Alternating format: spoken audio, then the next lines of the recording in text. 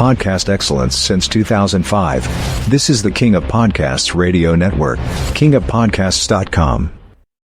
WWE is about to make their shuffle right now, starting off with getting their SmackDown show on USA, the CW getting the NXT, and Raw going to Netflix. But what kind of a clusterfuck are we going to get ourselves into when the booking is this bad? Woo! Hey, this is the Nature Boy Ric Flair, and believe it or not, whether you like it or don't like it, learn to love it, because you have to listen to Wrestling is Real. It is the best thing going today. Woo! The worldwide leader of podcasting excellence, the King of Podcasts Radio Network proudly presents The Wrestling is Real podcast, because wrestling needs us.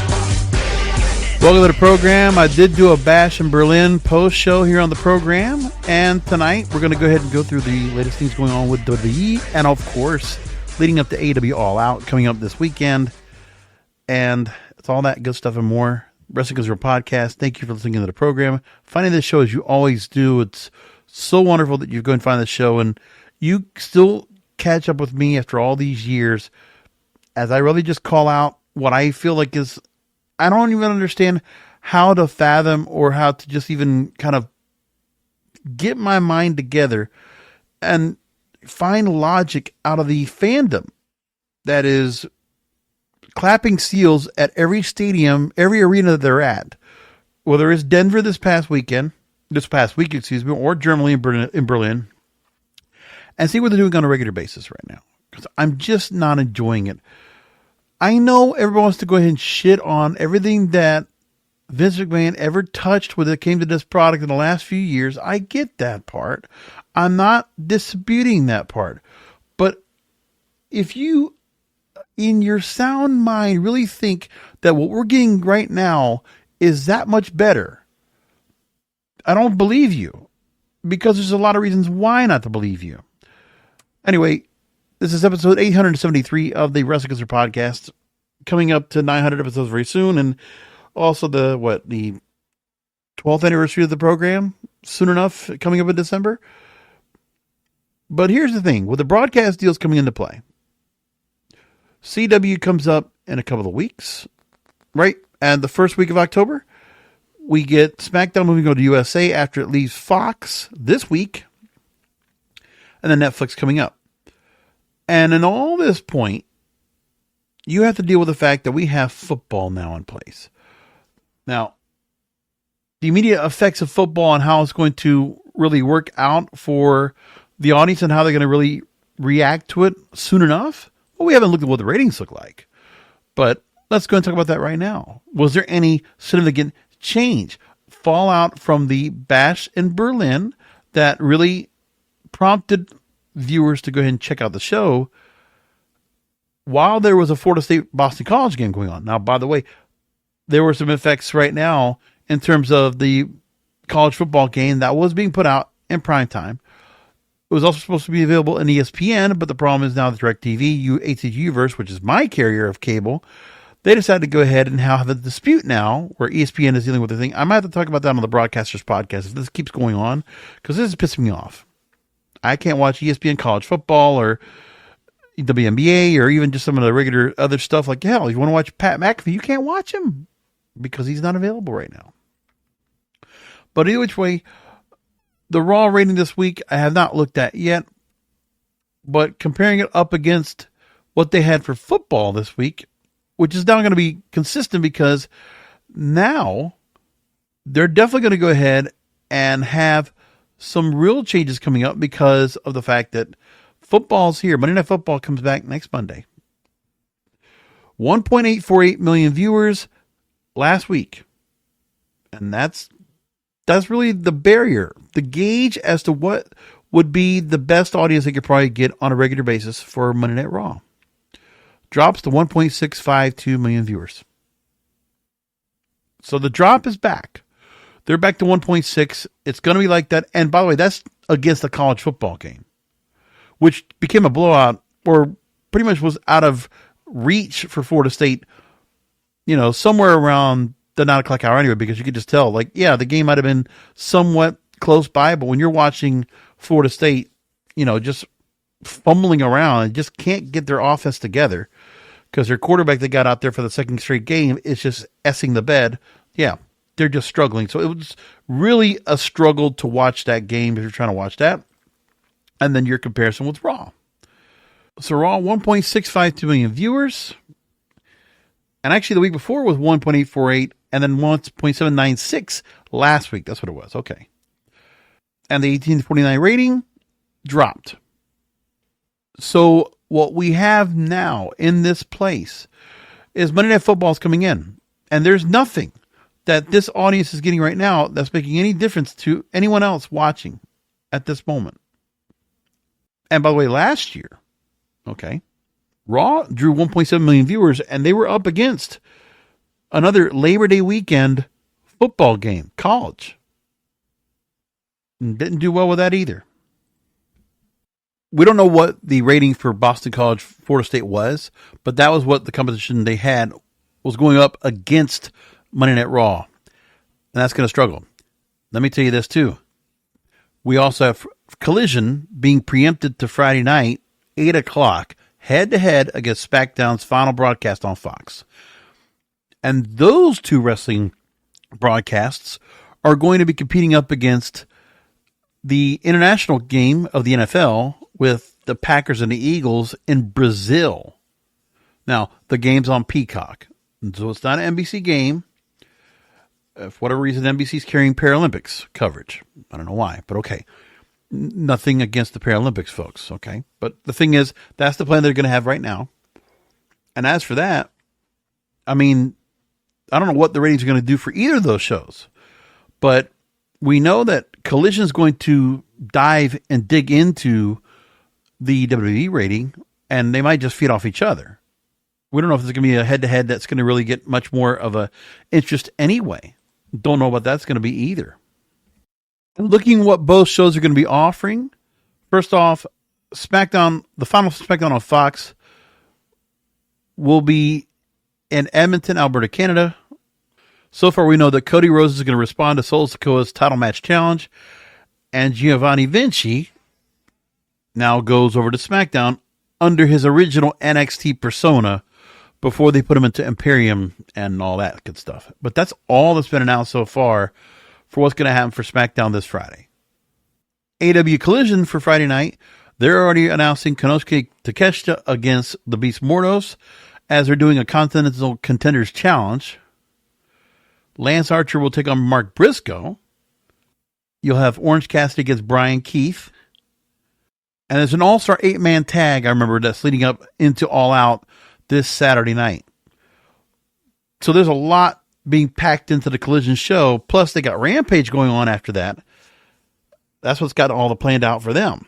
So, I don't know if anybody's making a big deal out of that right now, of my fellow podcast wrestling brethren. I'm pretty sure they don't care what AEW is doing right now. But, they did come off of a very good All In and All Out. They have done something that WWE is not doing. Okay? When you look at the difference between what's most likely being set up for Bad Blood next month and what AEW All Out is going to be offering, compare what the difference is between the show that's going to be happening in Chicago this weekend versus what they are doing 2 weeks ago. It's a big difference because they actually had a couple of the storylines that were being built up with a lot of heat that they just got put together fresh and ready to come up and ready to go just in time for All Out, because the match is already setting up. We're going back to Swerve Strickland, Adam Page, a long-standing feud going back several years, and it's wonderful. Steel cage, lights out match. Ridiculous ending to tonight's AEW Dynamite. I don't remember, the last time we saw somebody's house get burned down was Bray Wyatt, but the callousness of Hangman Adam Page, flicked the switch, flicked the lighter. It was like a big match, right?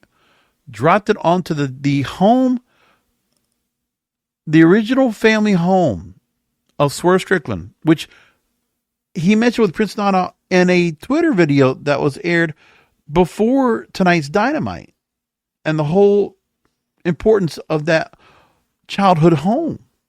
And Adam Page takes a light to it, takes kerosene and pours it all around as he's telling the story and not in the arena for the contract signing. Like, I don't remember a contract signing going like that, but yeah. Fired up and burned the damn house down. What a way to get ourselves to the crescendo of a feud right now. You know, Swerve Strickland just coming back out of losing the World Heavyweight title, and they're at this right here. Yeah, no doubt. Swerve Strickland, Adam Page might be the main event of the night. Then you got Jack Perry going up against Bryan Danielson for the AEW World title. Will Ospreay will go on against Pac for the AEW International title. And Pac has also been very much a lot of friction with Will Ospreay. That being set up for over months now, up to this point. Will Nightingale, Chris Statlander, and a Chicago Street Fight. We're following up to that point. And then MJF and Daniel Garcia already set so far. Some pretty big matches already being set up. MJF, Daniel Garcia, another one set up tonight where MJF is just goading along Daniel Garcia, also in a very different tone of voice, and just kind of giving a learning to Daniel Garcia. And Daniel Garcia is just coming off very hot and not in control of his anger right now because of what he wants to do to Max. And the way that Max handles it when Daniel Garcia finally, after all the security and all the people that are in front of him, he's finally able to get close enough to MJF, and you think MJF is going to get himself beat down. No. Class to the head. Outsmarting. And then you have the women's, to be the TBS title with Mercedes Moné and Hikaru Shida. That instantly will be a great match to set up for that. And with no Camille at ringside. Yes. Monet has to go at this alone. And then, again, the Continental contenders are going to be brought in, and there will be a 4-way after the 3 matches that are set up for Friday night. They're basically setting up the 3 matches to set up who will take on Okada for the Continental title. So we already mentioned the matches before. That's quite a setup they have right now. So again, the 3 matches you got for the contenders, it's Konosuke Takeshita and the Beast Mordos, Orange Cassidy, Brian Keith, Lance Archer, Mark Briscoe. Shit. That's quite a move. If I had to pick who's going to be making it to that match, I'm going to probably say, man, this is going to be tough. So I will say Orange Cassidy, Lance Archer. Yeah, Orange Cassidy... No, actually, Orange Cassidy, Mark Briscoe, and Konosuke Takeshita will make the 4-way match. I believe that's what's going to happen. There we go. Now, we also have the AEW Tag Team titles. Young Bucks will now be confronted by Claudio Castagnoli and Wheeler Yuta of the Blackpool Combat Club. It's quite a feud, or quite a set of matches they have coming up this weekend. And I'll give some preview predictions right now. Let's go and give it to you as we got it right now in front of us. If I had to go and pick right now, I will say, Adam Page gets the win on the heat right there by burning the house down. I think Swerve Strickland's got to get his mojo back, get back a win after losing the belt on top of that. Bryan Danielson will retain the world title. I will take Will Ospreay to retain the international title over Pac. I will take Chris Statlander to win the Chicago Street Fight. I will take MJF to beat Daniel Garcia. I will take Mercedes Moné to retain over Hikaru Shida. And I'm going to take Konosuke Takeshita to be the Continental Champion. I think he takes the title. I think they make a title change there. And I will take Young Bucks retaining over Blackpool Combat Club.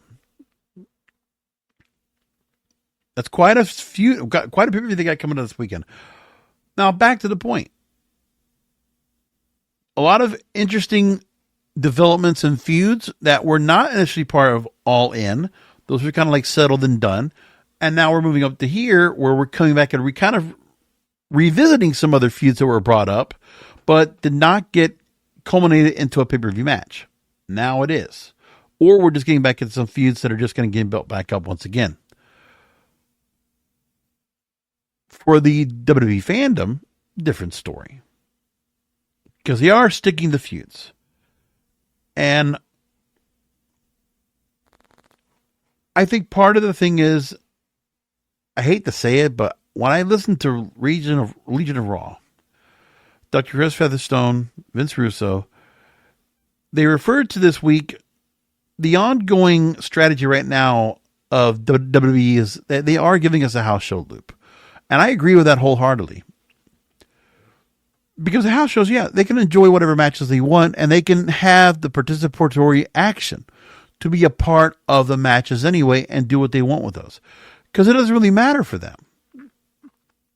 I don't even think they even care about the outcome of the matches because they're just in kumbaya right now with the fact that all these favorites of theirs that they've wanted to see make it to the certain level of wrestling, they're out there and, they just like them because they like them. But ultimately, are they helping out at all in terms of that we're getting stars that, they might need some time to build their character, build their personality, give them some depth? No. But they're just going to give the audience, the fans, not the audience, that the at-home audience does not benefit from this at all. Let me make this clear. The at-home viewers are not benefiting at all with what we're seeing on WWE television on a regular basis. You're not missing anything. And the truth is, you could step away from watching WWE right now, and you don't miss anything. I mean, you're not. Gunther held on to his belt. Cody Rhodes held on to his belt. There aren't any feuds that you're getting right now that are just so rock'em sock'em that you got to go and come back and watch. They're more concerned about entrances. Listen, when I look at NXT and when they wrap things up on that show last night, Tuesday night, and I'm looking at Roxanne Perez and she's finishing up a feud that she has, just finished up beating Jada Parker at No Mercy. I mean, I don't know where everybody gets the whole idea where I hear Tommy Dreamer and Bully Ray at Busted Open. They're saying, well, Tommy Dreamer is saying that she's ready to go to the main event, and Bully Ray says she still needs more time down in NXT. She's had a full, complete face run and a heel turn so far. And, we already saw quite a bit of Roxy before all this as well. Roxanne Perez, I think, would be a breath of fresh air, much like Tiffany Stratton, by elevating her to the main roster. Now, if they decide to go ahead and have Juliana, the new darling in NXT, they want her to go ahead and take the belt off of Roxanne, and then Roxanne elevates herself up to the main roster. I mean, you could do that. But everybody's caught up on Julia, who is best known from being in Japan. She worked in Stardom. She worked in New Japan Pro Wrestling. But let's make this clear. When you listen to her, I mean, she's not necessarily giving us a lot of words in her promos. Like when we saw the debut to Julia coming in, she just makes mention that she's going to go ahead and she wants to go ahead and take on Roxanne Perez at the CW premiere in Chicago. That's it. The higher ups at the WWE, according to Dave Meltzer, Wrestling Observer Radio, says they're really impressed with Julia. And Meltzer says, I know people in the company who were just very impressed with her presence, but all she did was come out, but the people knew who she was. She's got a great look. Yeah, and has an entrance. So the fandom knows who the star is. Something about the fact that it's not a star that WWE made. And that's one of the things obviously Triple H and the crew pride themselves with, is that they're not trying to go and make changes to any characters. They don't want to do that. They want to basically leave it where if people know who they are from whatever other organizations they come from, and the exposure they had on NXT or NXT UK, that's enough for this fandom. But it's such a small portion of the audience. But they obviously know that they can get enough of the hyper mega fans in each city. They feel that they can get 10, 15, 20,000 of those fans willing to spend a lot of money, by the way, because the tickets now for WWE these days, they're not cheap anymore. I looked at the Fort Lauderdale Raw show that they had a few weeks ago. I wasn't going to pay for that. That's a lot of money. For something decent, you're looking for a couple of $100 easily on a Monday night to go to Fort Lauderdale. I wasn't going to do it. I remember when I went to Impact Wrestling a couple of years ago, and I think I spent $40 on it, $50, and I got ringside. Yeah, it was like 900 people in there, but still, it doesn't matter. But I had a great time, and I watched a whole lot of TV shows, TV tapings, and I had a good fun time over there. And that was worth the time. If MLW came back down here, I'd probably go and catch one of their tickets because they're doing great. I've been watching some of the Beast right now. I'm trying to catch up on that event they have on YouTube, which was great. I love what MLW is doing right now. And they are actually doing quite a bit of work of building storylines. Listen, the Summer of the Beasts pay-per-view that MLW had, just on their pay-per-view alone, they have Contra Unit that's constantly disrupting the whole broadcast, but they're just doing it so subtle to where they are on purpose creating mistakes with the broadcast, with certain things popping up all over the place, which Contra Unit's already done for years as part of the storyline of MLW. And now we're here, and the point is that Contra Unit is now disrupting more and more. They've replenished their masses after losing Jacob Fatu. Mads Cruel Kruger has brought in some new troops. And ultimately they want to go after the folks like a Matt Riddle or Satoshi Kojima, who's the World Heavyweight Champion right now.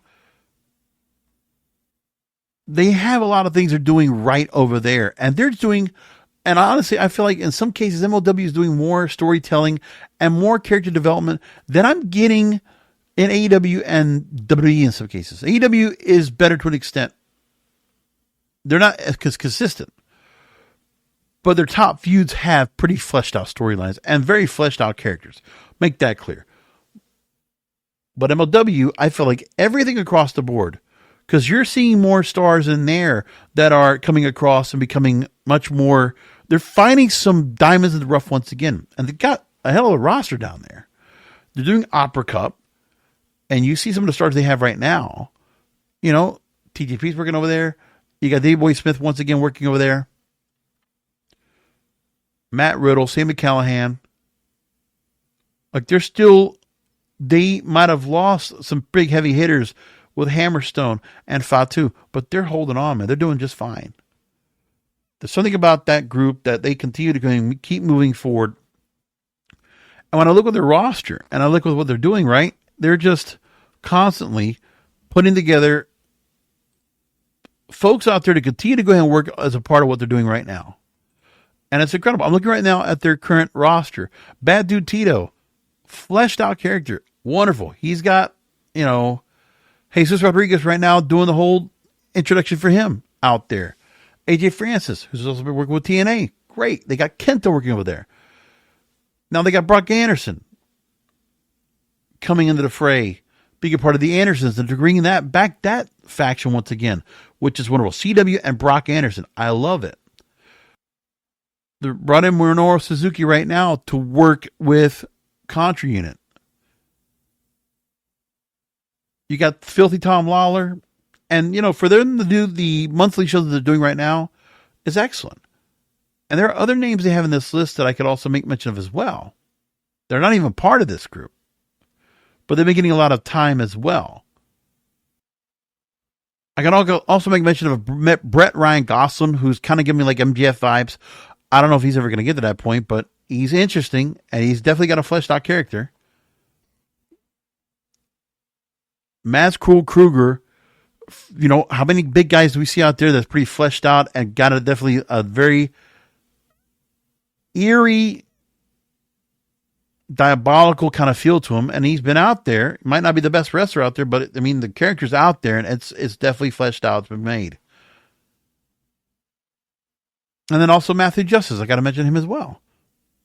Quite a lineup right there for those folks. So getting back to my point, and those are all a lot of recognizable people that are out there from various organizations, you could say, right? But there's not big about entrances, but they're big on storylines. They're big on character development. They will work on that. They'll do the most of what they can. And when Julia comes in, she's going to get the kind of adulations she would get in an MLW or a TNA ring. But accent. I mean, I believe she's Japanese, correct? So when we see her out there and she's introduced and she's going to go ahead and say anything in terms of a promo to talk about what she said, well, nothing happened because of the fact that she probably doesn't have the language down. There's something to be said about, okay, you want to bring in some of these stars that are here in Julia coming into the organization with all the background that she has. But it's one thing to be said to see that she's coming from the women's division of New Japan and Stardom,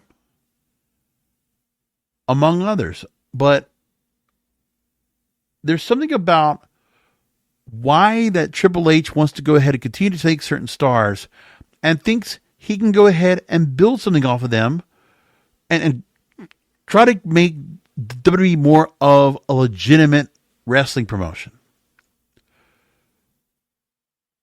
When you're trying to go ahead and push back on 50 years of sports entertainment, on the stigma that they have, and I said this before, Triple H, it's impossible to see you try to keep pushing back.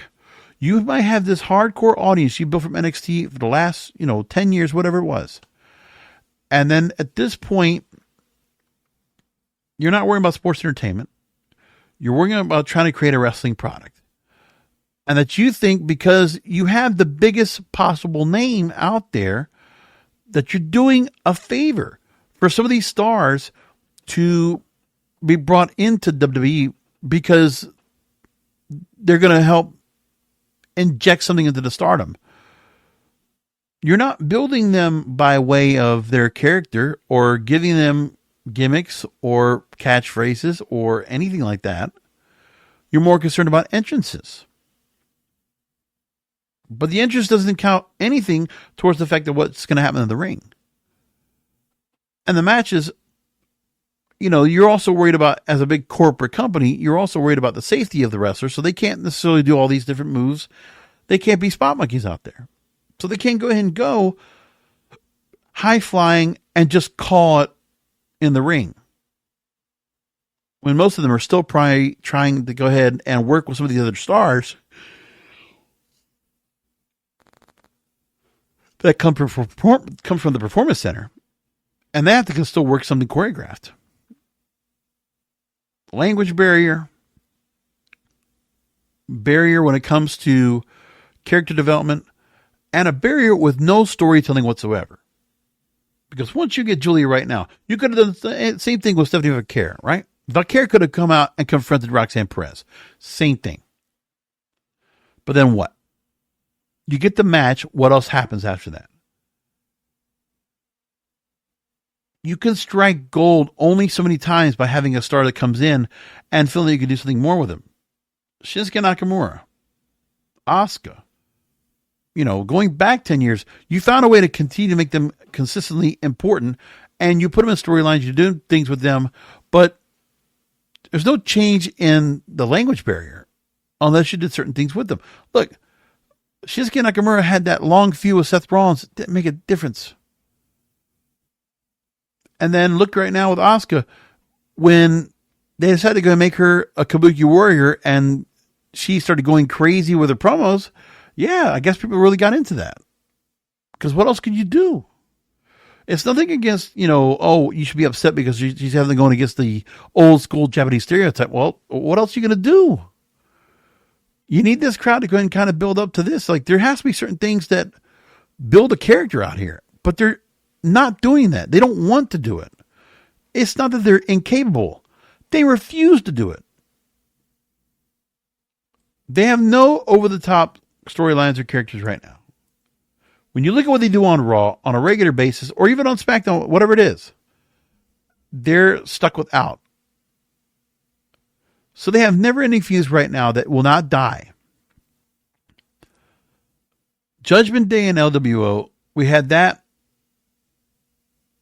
And they can always come back to that again. But right now, Judgment Day, we're still back to the fact that Rhea Ripley, Damian Priest, they got their win at Bash of Berlin. And now Rhea Ripley wants to go ahead and approach Liv Morgan, get another rematch. So we're going to continue that. But the same thing happens once again. Judgment Day come in. Damian Priest has to come and intervene. And it's like nothing was resolved on Saturday. We're just going to continue the feud just to continue the feud. Drew McIntyre, CM Punk. CM Punk ultimately wins the strap match this past weekend. And now we get back to the same thing. Like, it's like, okay, Drew McIntyre got the beat down on CM Punk in Chicago when they were in Chicago. We're doing the same thing again. So CM Punk gets back the bracelet. He's out there pandering to the audience in a promo that I'm like, I don't like the promos he's going with right now. When they give him nothing to work with, he's just pandering. And he's going nowhere. He's floundering aimlessly right now with no direction.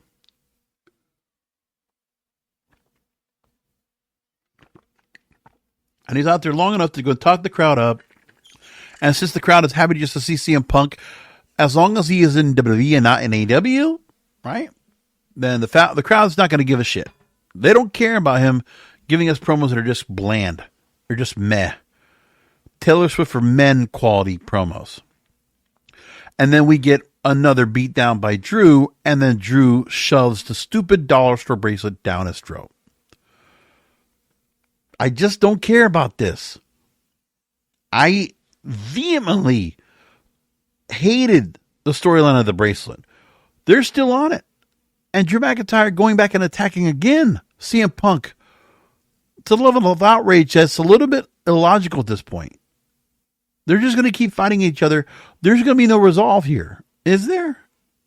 Like, is the resolve going to be bad blood? Are we really, is that going to be the thing that's going to really get us over the top and finally, like, this feud will be done? You can stick a fork in it. Will that really happen? I don't know. Making sense of the Wyatt Six and American Made with American Alpha and trying to understand what they're doing here with that. Like, we don't have any clue what American Made or Chad Gable ever did to get them up with this. So Chad Gable is not finished with his shit with Alpha Academy. That's still not even done yet. And Chad Gable and American Made, we don't know what they did. Uncle Howdy, is this really like the message you got from your brother, from the beyond that says, yes, Chad Gable, he's persona non grata. You need to take him out in his crew. What's the purpose of the Wyatt Six? I don't understand. But the crowd is like, Wyatt Six. Look, we get the phones up there and all that stuff. That's it. Oh, and Damian Priest working with Jey Uso and Rhea Ripley now. Let's get Jey Uso something to do. No, let's not give him an IC title match. Let's not get him in a world title match. No. He's not even involved in anything. Jey Uso should be a title holder or a title contender right now. This IC title contendership right now, Jey Uso should be going up against Braun Breaker. Why isn't Jey Uso given the shot? I want to understand that.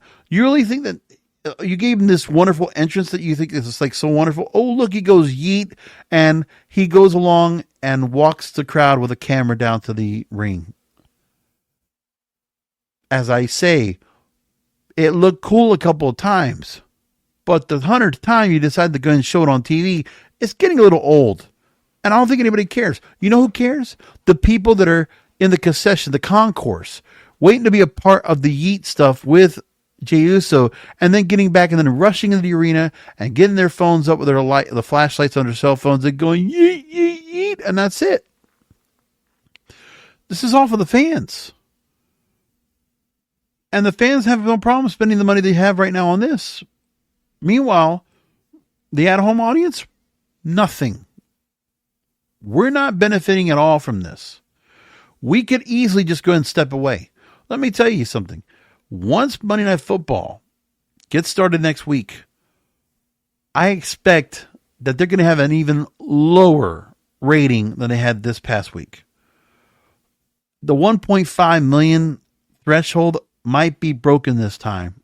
1.4, 1.5, it's not outside of the possibility. Okay, I haven't looked what the Monday Night Football lineup looks like right now, but once they get to that point and the schedule, they got the Jets and 49ers this week coming up. That's a hell of a match. Aaron Rodgers back from injury against 49ers. That's a hell of a match. The Falcons and the Eagles on the following week. Commanders and the Bengals the following week after that. Seahawks and Lions. I mean, you might feel like, well, the games might not be looking that spectacular to go and look at, but you could say that. But I will say at the moment, we're looking at a lot of games that are going to be coming up that not much you can do about. Monday Night Football is a juggernaut. And they're going to pull their 20 million viewers. And if WWE is going to decide to go and continue to give us the house show treatment, more people are going to go away. They're going to flock over to ESPN and Monday Night Football. They just will. And I don't know what you're going to do about it. How are you going to go and compete with it? But like Vince Russo said on Legion of Raw, that doesn't matter to them. They're getting the money anyway. The deals are locked in. That's the other part that's really saddening. Is that USA is already locked in 5 years anyway. So started their contracts. It doesn't matter what they do right now. They could go and put out whatever they want. It doesn't matter because they're getting paid anyway. CW gets the NXT product. Is that much better at all anyway? Well, look, they're going to have to go and pull out CM Punk and Randy Orton to get things going up for that. And they're also, NXT, trying to go ahead and be ambitious and go to an arena crowd. They're going to take that show out of Performance Center. We're going to have to focus on that in a couple of weeks and see how that's going to turn out. Because they're not going to be able to go in, they're going to have to go and start pulling main roster talent on a regular basis to keep that up for NXT. And that switch from the arena crowd that they have, that's pay-per-view quality, back to Performance Center, I don't think they can go back to that. I don't know how they're going to do it. But CW, they're spending more money on this to put it on their primetime lineup. I hope it works out for them. But that's a big ask. But, hey, everybody's under the impression, well, this is the product we want. There were people competing for WWE, right? And NXT. There was competition for it. The fact that Netflix came out with such a great deal. And man, Nick Khan, you are the king of 3-card Monty. And I'll tell you, if WWE did not have Nick Khan, they would not be where they are today. Let me make that another thing clear. We are in this for good and bad. The good is that WWE could not be in a better position right now because Vince McMahon did get out with his $9 billion to sell the company. Nick Khan did orchestrate the deal for TKO Group Holdings to buy this out on stock. And Nick Khan continuously was, even after having a failing deal for Fox to get SmackDown over there for 5 years,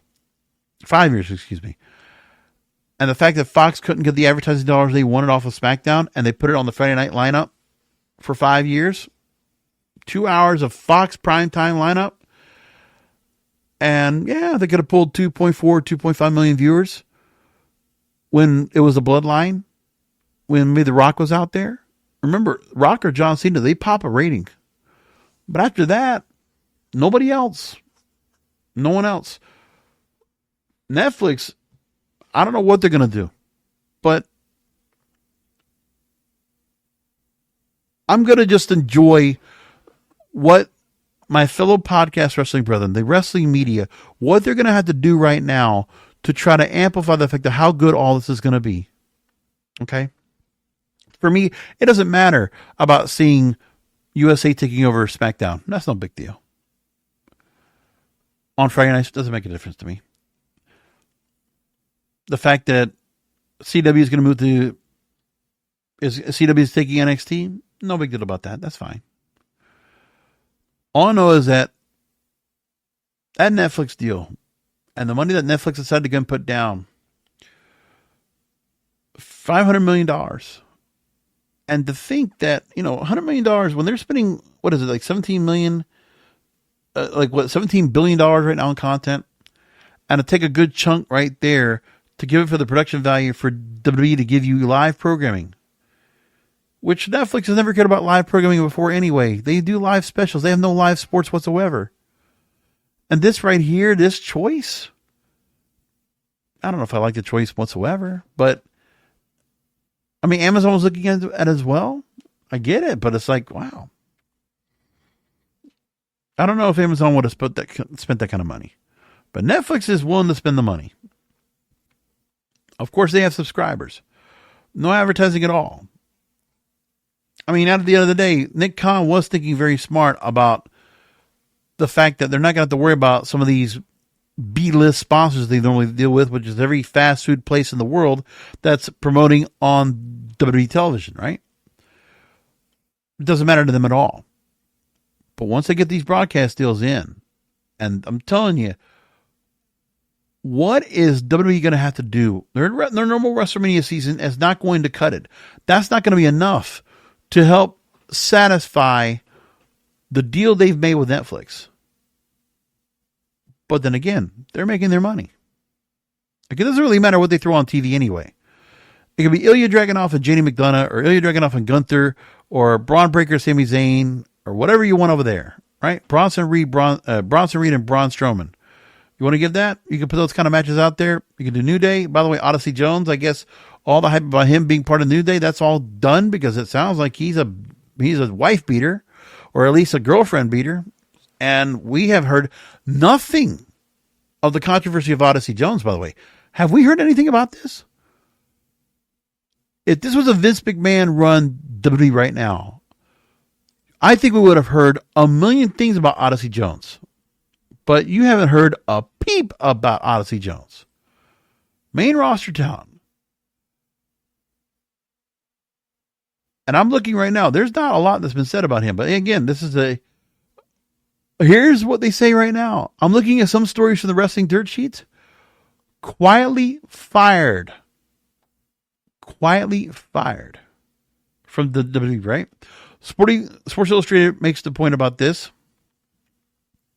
They removed Odyssey Jones from the active roster page, and they don't know anything about what happened. And then Fightful Sean Ross Sapp gets in there, and he says that Odyssey Jones was removed from WTV when domestic violence allegations came to light.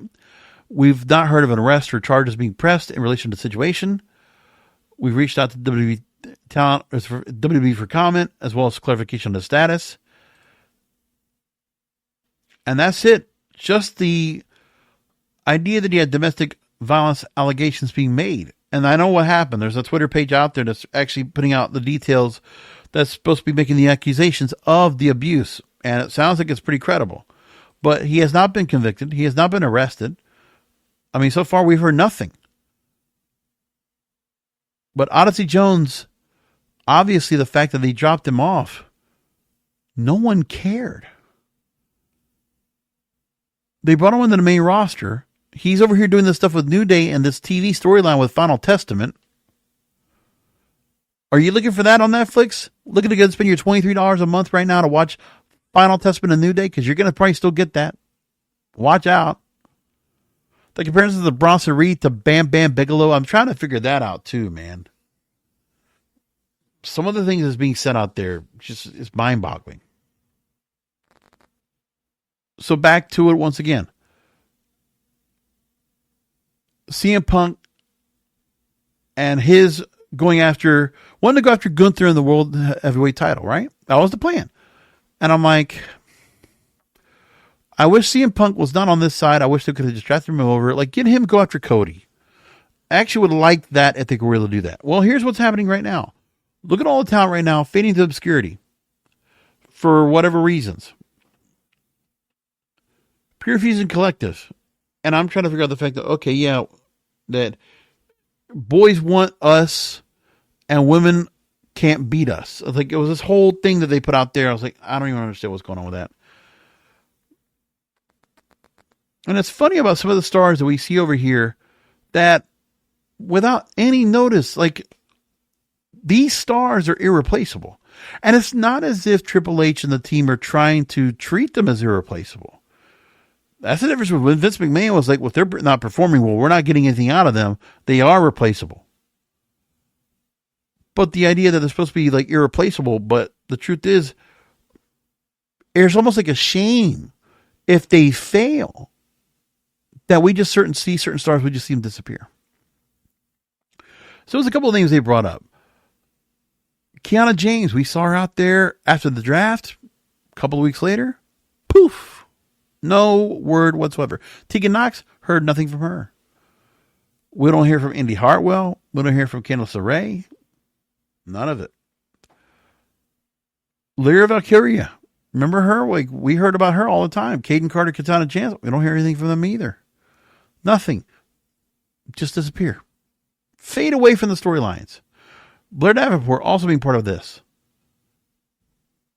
And, you know, they give her some chance to kind of get somewhere close into the mix, and they have her in a match with Naomi and whatever, and then it's like, you know, some people are just brought up, they don't go anywhere with them, and it just dies out. Done. And I'm just trying to understand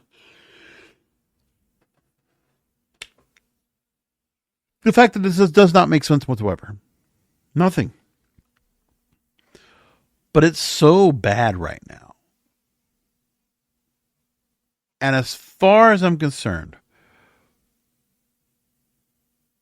there is nothing that WWE is going to be doing coming into the Netflix deal. I'm still got to wait till January. It's a long time from now. They're going to have themselves looking pretty bad on the way over to getting to Netflix. Because by the time we get to January, CW is not seen by that many people. Okay, compared to USA Network. Do people even recognize the CW? Do you even like bother going there? Because like that is the last network right now. The CW does cover most of all households in the United States with at least one television set. They do have that. But if you look at what the CW has before all this, they have college football, which is good. But could you tell me what they run right now in terms of what they have in terms of their shows? I couldn't tell you. They have Inside the NFL, Superman and Lois, Sight Unseen, All-American Homecoming, 61st Street, and the return of Whose Line Is It Anyway? And by the way, they're also up in the fact that Billy Corgan has his Adventures in Carneyland series is also over there, among other things. But CW is a non-factor. And on the website, let me just check something real quick. Do I see anything about NXT right now on here? I'm looking to see if there is. And at the moment, I don't see anything from CW right now promoting the fact that they have NXT coming soon. I'm looking on their front page as we speak, CWTV.com. And I'm looking. There's not one damn thing about NXT on this page. It's 4 weeks away. There's not a damn thing in here at all. Maybe CW Sports. Okay, it's part of their sports library. Okay. They have ACC and Pac-12 football, Inside the NFL, the LIV Golf League, and they'll have the NASCAR Xfinity Series, which is the secondary of the NASCAR series. But yes, CW will have NXT, and that's part of this. Other than that, nothing else. NXT is not even listed first. They're listed second, behind the NASCAR coverage. SmackDown moves to the USA.